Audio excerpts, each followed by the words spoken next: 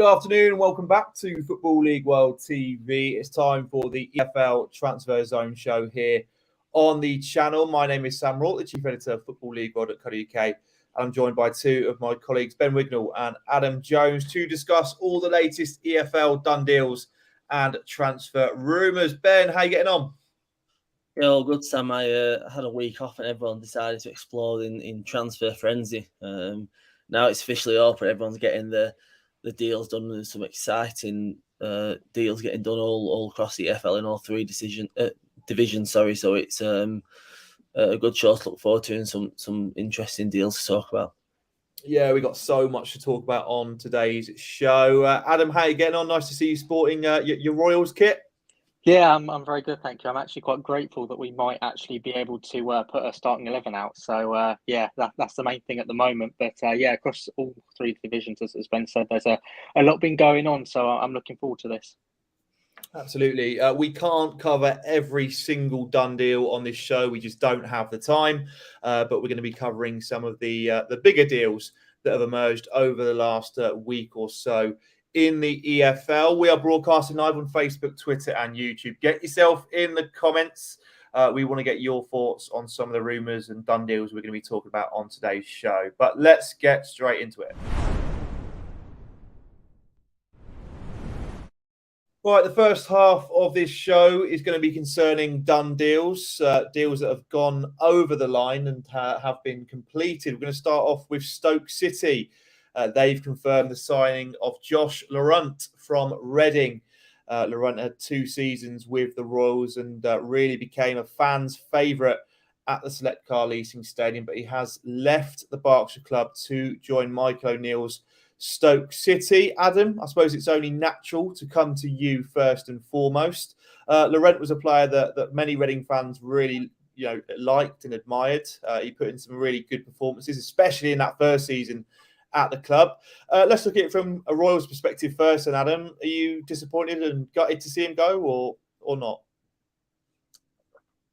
I think you're on mute, Adam.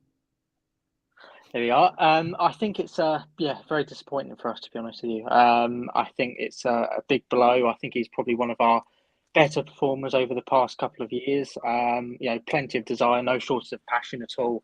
And he may be, I think it's 27 now, but you feel as though he's still on his way up kind of in his career. It's kind of a very risk-free move really for Stoke City. And now he's got 2 seasons of Championship football under his belt. You just feel that he's just going to get better and better, really. So, it's a massive blow for us. He's a type of player that we should be looking to sign, really, as someone from kind of a lower division who really kind of improves himself and proves himself at this level. So, yeah, it's a massive blow, but I don't think he's irreplaceable. But I think at the same time, it's a very good addition for Stoke City. Obviously, with Romain Sawyers going, I think it's a decent addition for them in this area. An area that they did need to have a look at.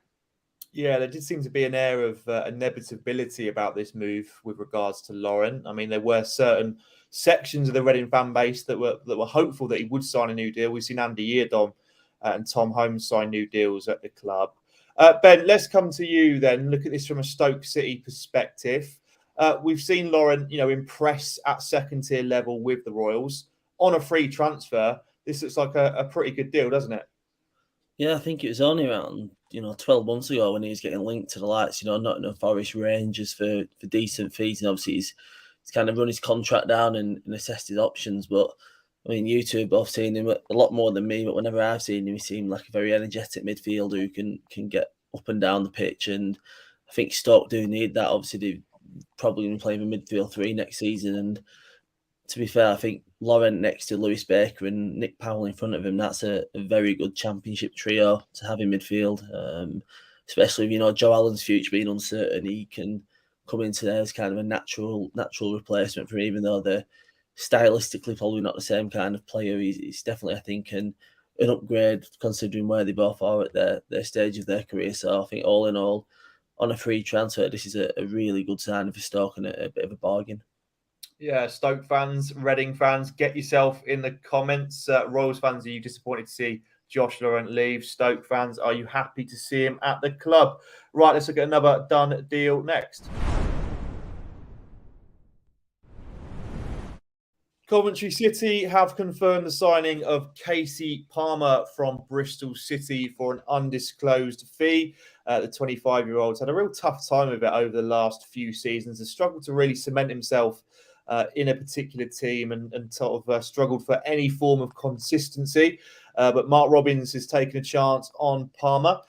Ben, let's come to you then first. As I've sort of just alluded to, he struggled to really find any consistency in the English Football League. Do you think a move to Coventry City under someone like Mark Robins could be just what he needs in his career? Yeah, I think so. Obviously, Robins has got the best out of some really creative players like Callum Palmer. I think Palmer's in a similar mould, but we've always known he's had talent. He's been on a few loans in the EFL and obviously went to Bristol City, and it's not quite worked out for him. He's not been able to keep fully fit for a large spell of that, and Nigel Pearson's just clearly not fancied him in his squad in recent times. So I think it was best for all parties if he moved on, and I think Robins is a manager who could potentially get the best out of Palmer. I don't necessarily think he'll be a starter at first. He can play with two attacking midfielders behind a Victor Gyökeres, and he can slot in there, but I think for starters he'll just be trying to make an impact off the bench. But given a run of games under his belt, and if he's got the confidence, he can be a really good signing for Coventry. Yeah, it's easy to forget that he is only 25 still. He's still got a large part of his career to go in football. Adam, what do you make of this deal from a Sky Blues perspective? Do you think this could be a shrewd addition for Mark Robins and his side? Yeah, I like it. I like it a lot. I think he isn't going to have a shortage of kind of first team opportunities. Obviously, he'll only have a very short amount of time to get fit, really, before the start of next season. Obviously, with the lack of first team football that he's had, that might be a bit of a problem, kind of getting him fit and sharp enough in time for the start of the campaign.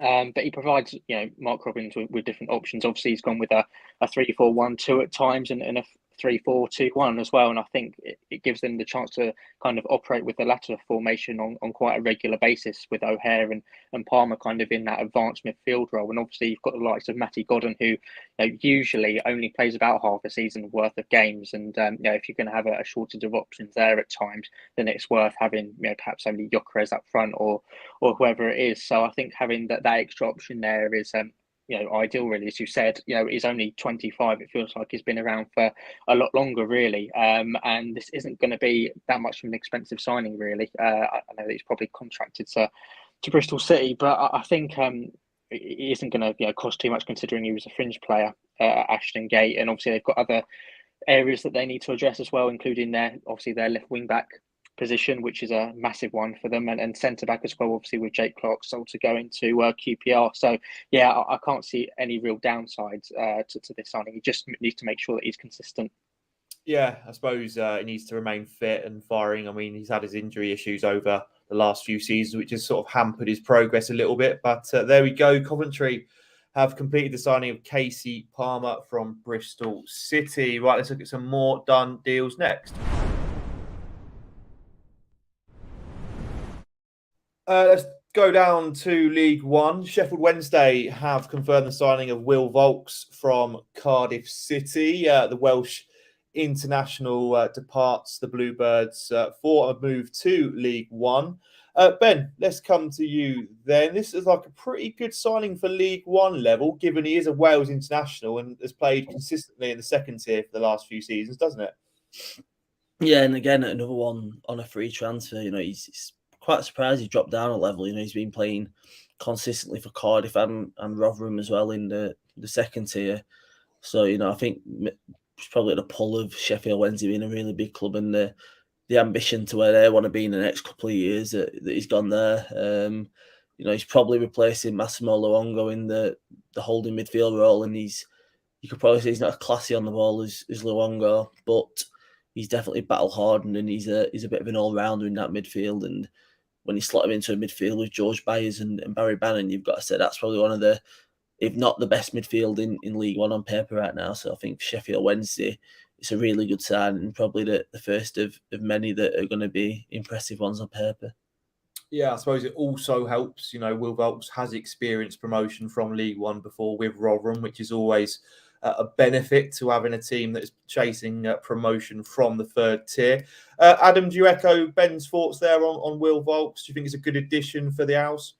I think he'll be excellent. I think I like the Owls in a 3-5-2 formation. I think that's the formation with their players that suits them best. Obviously, they've got quite a few central defenders that have gone. Obviously, there's going to be a bit of a revamp there. And I think having someone who's got the championship experience of Volks kind of, just in front of them, I think is going to be absolutely crucial, really. And he'll also provide confidence for the likes of, obviously, Barry Bannon and George Byers to go forward. And obviously the wing backs as well. And obviously their best form of defence, I think, it is attack, really. So, having someone that can shield the defence, I think, is absolutely crucial for them. And the fact that he has so much kind of championship experience under his belt is a massive bonus for them. So, I think they needed a long-term option in there. Obviously, they had Lewis Wing for a bit. I think having a long-term option in there is very beneficial. So, again, it's a fantastic signing, especially at League One level.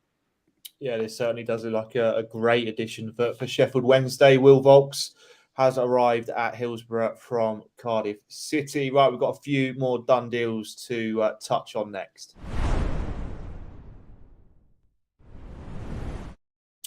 We did a show this morning looking at the top 5 best EFL signings so far. This player would certainly have been on my list in terms of best signings so far. That's Freddie Woodman. He has joined Preston North End from Newcastle on a 3-year deal. A player that's no stranger to the second tier. Obviously was on loan at AFC Bournemouth last season. Didn't get much game time there, but perhaps is most recognised for his time at Swansea City, where he really, really excelled under Steve Cooper at the Swans. Ben, let's come to you as a PNE fan. How are you feeling about this one? It's a really good signing for us. The PNE fans on Twitter have all been clamouring for a signing, pestering the admins of the Twitter account to announce something. So all other Championship clubs are doing a bit of business, and I think it's about as good as a replacement for Daniel Everson as we could have gotten. I think being a permanent move, it's a really big deal for the club. For a long time, relied on lawnees for goalkeepers. Just look back to the likes, Jordan Pickford and Sam Johnston.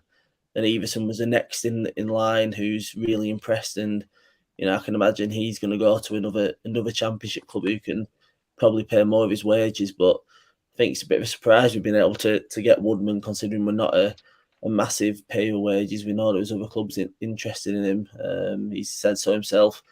He's at a great age, 25 years old. He won the Golden Glove in the 2021 season with Swansea, and he's also comfortable with the ball at his feet, which Daniel Everson probably wasn't.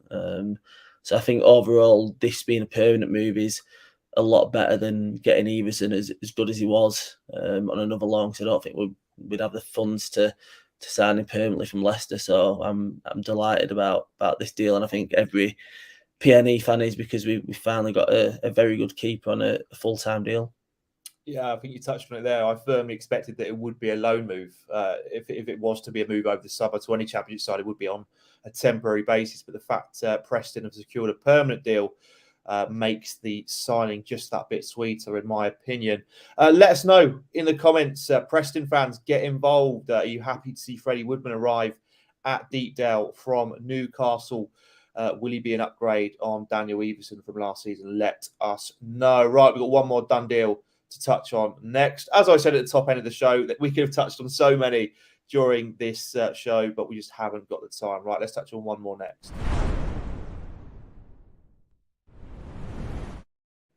Right, Luton Town are doing some early business in this summer transfer window. They just yesterday confirmed the signing of Cauley Woodrow from Barnsley. Woodrow has enjoyed some fruitful spells in the second tier with the Tykes, and he goes back to the club where he actually started his career back in his youth days. He was a Luton Town player. Adam, let's come to you then on this one. This is like a good move all round, isn't it?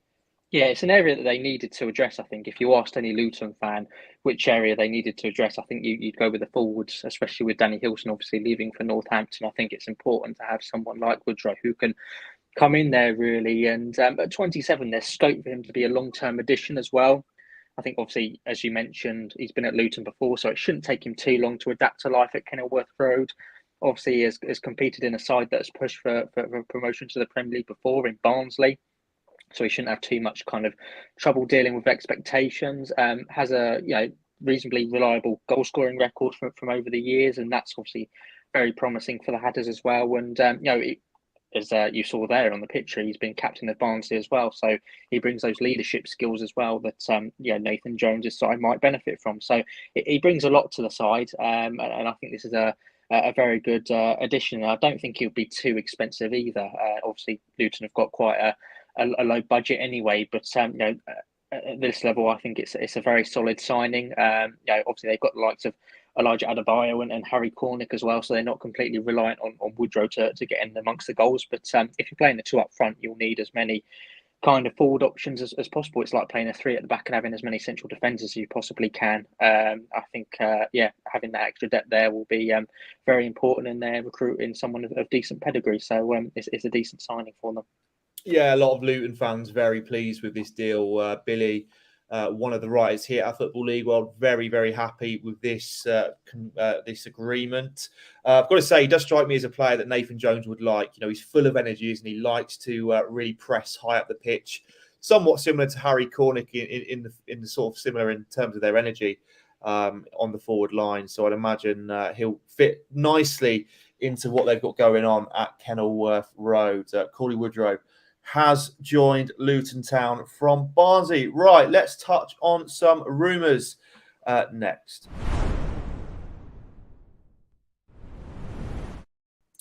Right, Jed Wallace is a player we've spoken about numerous times on EFL Transfer Zone show, but it looks like that saga is going to come to a conclusion very, very soon.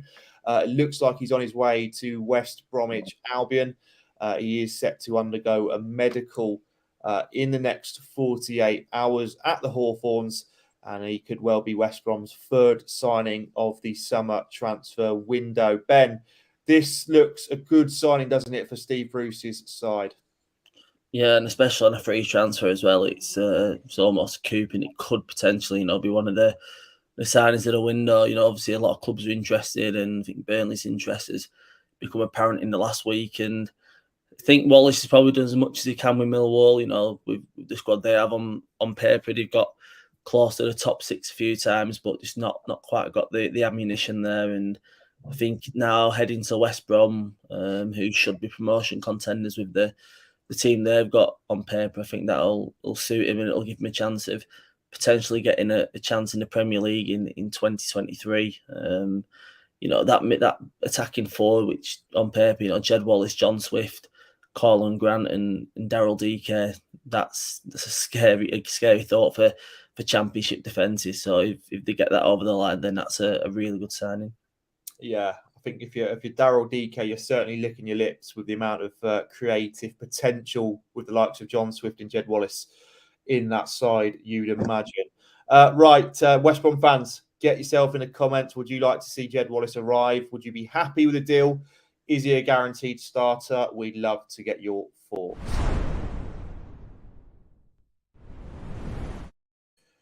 Next up, we're going to be talking about Isaiah Jones at Middlesbrough. The defender enjoyed a breakout campaign with Borough last season. Really emerged as one of the best young stars in the second tier. Them high quality performances haven't gone unnoticed. Manchester United, Chelsea and West Ham are now all being linked with a move for the young fullback. Adam, let's come to you then on this one. Jones really, really impressed for Borough, didn't he? He ultimately became one of their key cogs, really, in their side. They didn't necessarily miss Jed Spence, who was out on loan at Forest. These links with these big clubs. Is he worthy, do you feel, of this sort of interest from the likes of Manchester United and Chelsea? What's your sort of stance on it?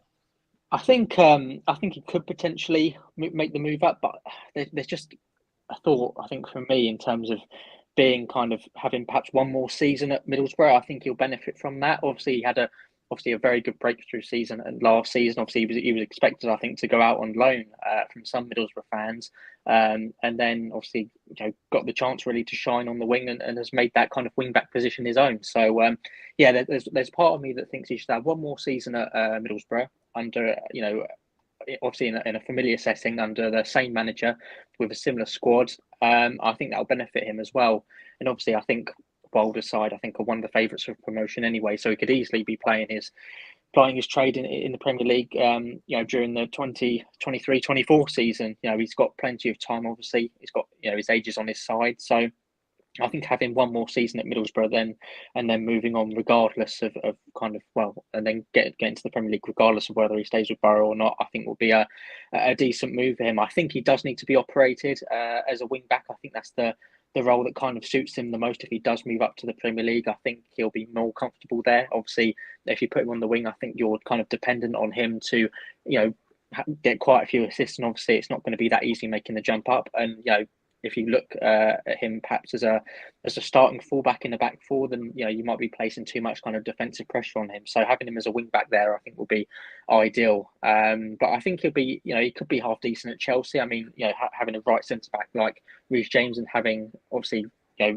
Jones at right wing back could work. I think that West Ham United, obviously, then I think they'll need some more forwards in, but they'll need the service as well. And obviously, with 9 assists last season, I think he'll provide that as well. So there's a couple of interested sides that I think he'll suit. But I do think he'll have perhaps one more season in the Championship. I think will benefit him, and then for him, I think the sky's the limit after that. But I wouldn't rush away from the Riverside at this stage. Okay, there we go. Borough fans, what do you make of Isaiah Jones? Do you expect him to stay at the Riverside ahead of the new season, or could you see him moving on to the Premier League this summer? Please do get your thoughts in. This is, of course, a player that was at Tooting and Mitcham only 3 years ago. It's been quite a remarkable rise for Isaiah Jones, particularly last season. Right, let's look at some more rumours next.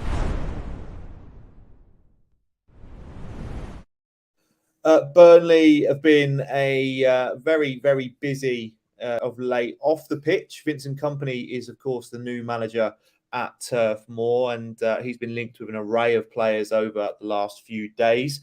Taylor Harwood-Bellis is the latest to be linked with a move to the Clarets.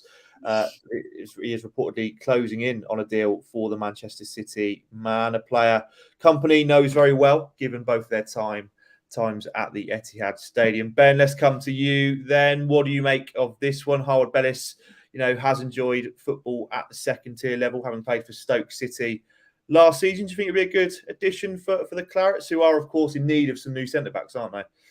Well, I didn't think it'd get any worse, Sam. We had been talking about Blackpool and Blackburn last season. Now we've added a Burnley City equation. No, it's good. It'd be a good sign for Burnley. Like you said, he's got Championship experience with both Stoke and Blackburn, and played pretty regularly for them. And also Kompany signed him at Anderlecht as well for the first half of last season. So he knows what he's about. He's a pacey, athletic defender, and such a young player at the age of 20, can read the game very well. He's had that academy upbringing at City, and he's played about 8 times for their senior squad in a variety of competitions. So it's clear that Pep Guardiola thinks highly of him.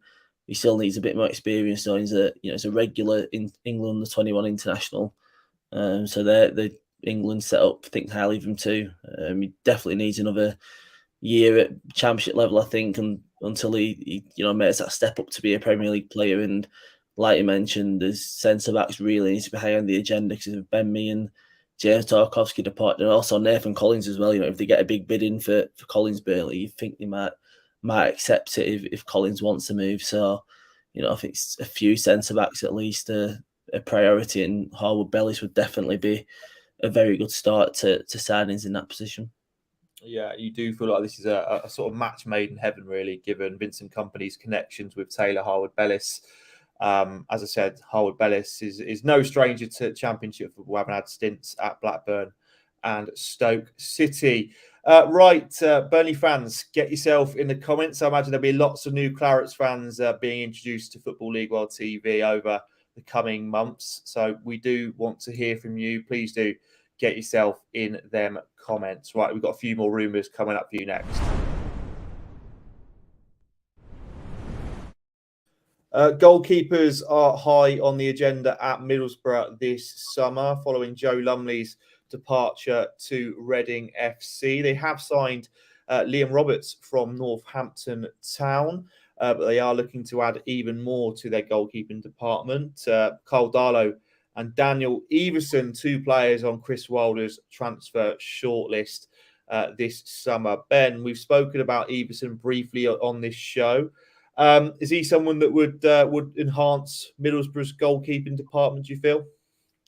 Yeah, absolutely. I think, Chris Wilder's gone into Borough and you've seen Joe Lumley's performances last season, and, he's needed to improve that kind of department. He's already signed Liam Roberts as a backup, and now Everson's one of the options apparently to come in as first choice. And considering what he did for North End last season, I think it was up to me. It was up between Everson and Darlow. If I was in Middlesbrough's shoes, it would definitely be Everson. In my opinion, he's the best shot stopper in the league. He can command the area with his size. Obviously, he probably needs to improve with the ball at his feet, but in some teams, it's not really a necessity, whereas other managers do, like keepers who can pass the ball out from the back. But first and foremost, you're looking at a keeper who can keep the ball out of the back of the net, and considering Pearney had a bit of a shaky defence for most of last season, he did a really good job in only conceding, I think it was around 52 goals last season. So, yeah, it'd be a really good signing for Borough. I can imagine it'll only be a loan. I don't think Borough could fork up the amount that Leicester would want to cash on him permanently. So another season in the Championship for Everson would be really good, and it'd be a really good coup for Borough if they get it over the line. Yeah, Leicester are reportedly open to offloading Daniel Everson on a temporary basis this summer. Middlesbrough, one of the clubs linked with a move for the 24-year-old. Right, we've got one more rumour coming up for you next.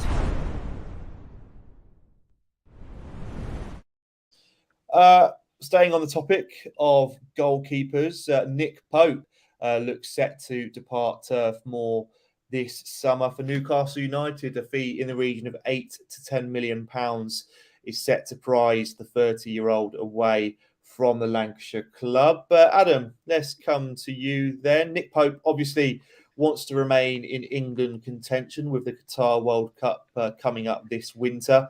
A move back to the Premier League will certainly improve his chances, won't it? What do you make of this from a Newcastle perspective? Do you think it'd be a good addition to their side?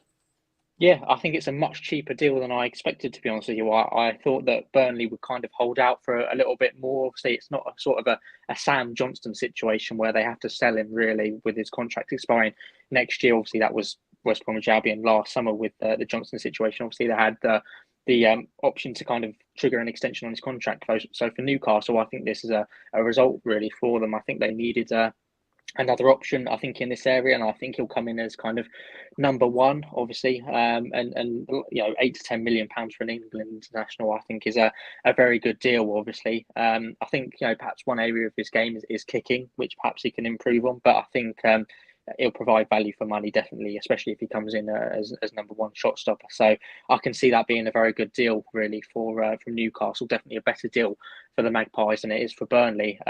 So yeah, I'm surprised, but obviously he comes into St James's Park at the start, really, of pre-season. If everything goes to plan, and having a full season of a pre-season of football under his belt can only be a benefit to him and the club as well. So yeah, I think this is a very good deal for Eddie Howe's side. Yeah, just finally then on this, Ben. I mean, it's a blow for Burnley losing Nick Pope this summer, but do you feel it's a deal that they sort of expected to happen, given how impressive he was in the Premier League? Yeah, I think fans would have expected him to go, but I think they would have expected a bit more of money from him. I think the figures banded about a couple of weeks ago in the region of around 40 million. I think that was always never going to happen, but I think even though he's got a year left on his contract, I thought it would have been a little bit more than 8 to 10 million. But they'll definitely need to reinvest some in a new goalkeeper. I'm not sure if Bailey, Peacock, Farrell, despite him being good at Sheffield Wednesday last season, is he up to playing week in, week out for a promotion chasing Championship team? I'm not sure. So Vincent Kompany will need to look at that. But I think it was always inevitable that Port would head to the Premier League, so it's not a surprising deal whatsoever. Just the fees perhaps a little bit of a surprising one on the low side.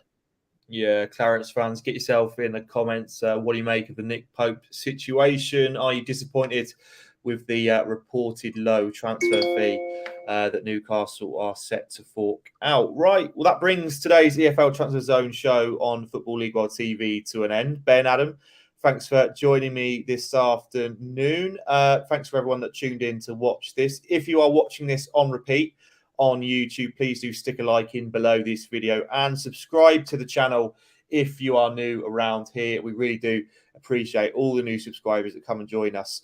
We've got so much good content coming up on the channel over the coming weeks as we approach the 2022-23 season.